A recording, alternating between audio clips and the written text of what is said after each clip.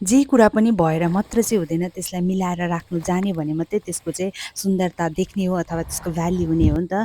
अनि त्यही भएर यो फुल पनि माथि हट हाउसमा चाहिँ पटहरू पनि मैलै थियो अनि मलहरू पनि घटिसकेको थियो।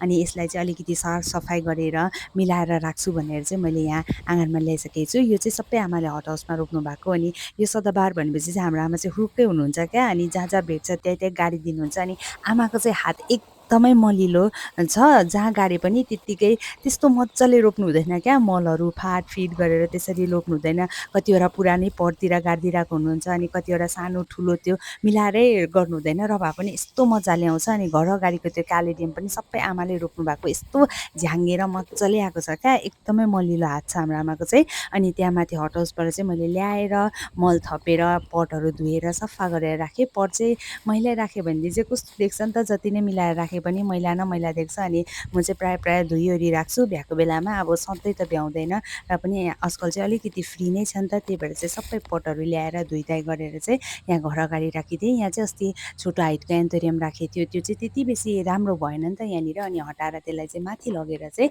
अनि यहाँनिर खाली जग्गामा चाहिँ सबै यो सदाबहार ल्याएर रोपिदिएको छु।